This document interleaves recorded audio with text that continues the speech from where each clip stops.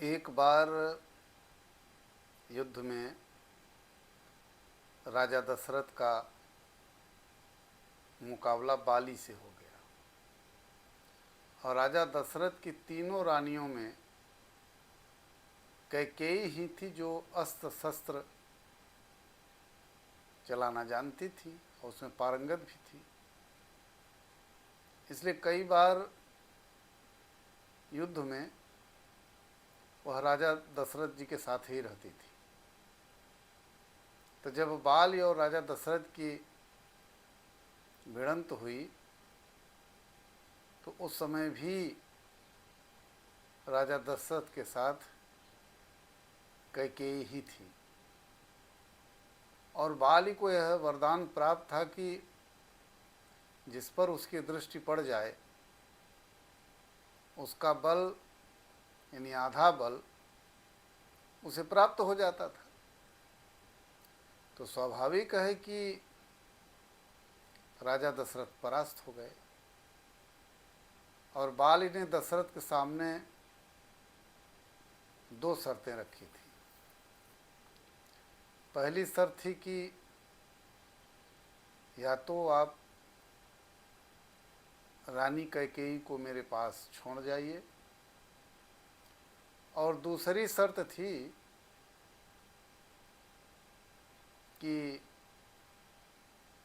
या तो अपना मुकुट उतार कर रख जाइए। अब राजा दशरथ थोड़ा असमंजस में पड़ गए, लेकिन उन्होंने तुरंत ही अपना मुकुट देना उचित समझा और मुकुट दे करके कैकेयी को लेकर के वापस आ गया। अब कैकेयी तो भाई कुशल योद्धा थी और किसी भी वीर योद्धा को यह कैसे अच्छा लगता कि राजा को अपना मुकुट छोड़कर आना पड़े। तो कैकेयी को बहुत दुख था। रघुकुल का मुकुट उनके बदले रख छोड़ा गया है, वह राज मुकुट कैसे मिलेगा, इसकी उनको बड़ी चिंता रहती थी। तो जब भगवान श्री राम के राज तिलक का समय आया तब राजा दशरथ जी और कैकेयी जी को मुकुट को लेकर के चर्चा हुई और ये घटना केवल राजा दशरथ और कैकेयी ही जानते थे। माने दो ही लोग जानते, तीसरा कोई नहीं जानता था। तो कैकेयी जी ने रघुकुल की आन को वापस लाने के लिए भगवान श्री राम के वनवास का कलंक अपने ऊपर ले लिया और श्री राम को वन भिजवाया। उन्होंने श्री राम से कहा भी था कि बाली से मुकुट वापस लेकर आना है। श्री राम ने जब बाली को मारकर गिरा दिया तो उसके बाद उनका बाली के साथ संवाद होने लगा। प्रभु ने अपना परिचय देकर बाली से अपने कुल के शान मुकुट के बारे में पूछा। तब बाली ने बताया कि रावण को मैंने जब बंदी बनाया था और जब वह छल से यहाँ से भागा तो वो मुकुट भी लेकर के भाग गया।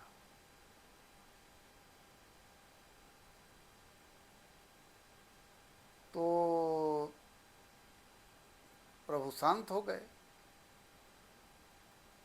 तो जब बाली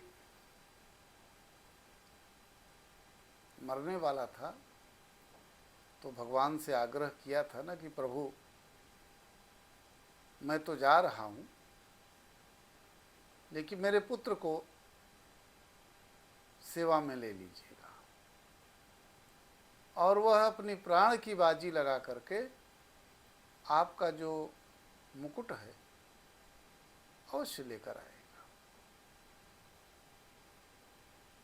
और सब जानते हैं कि जब अंगद जी रावण के दरबार में गए और उन्होंने अपना पैर जमा दिया और यह शर्त रख दी कि जो इस पैर को उठाएगा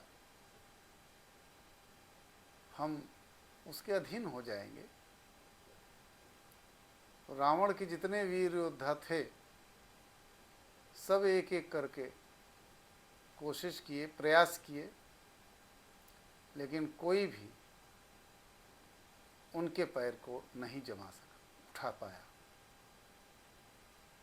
अंत में रावण आता है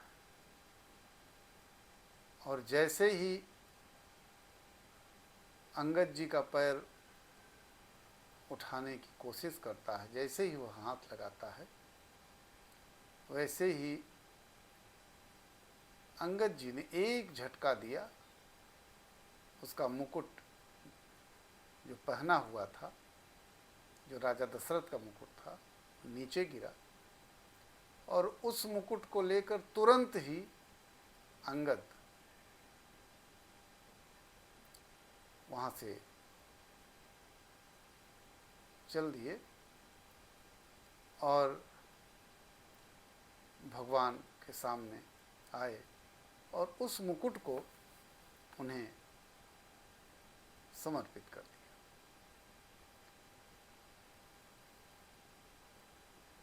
परंतु कैकेयी जी के कारण रघुकुल की जो आन बची, जिसके लिए वो हमेशा चिंतित रहती थी,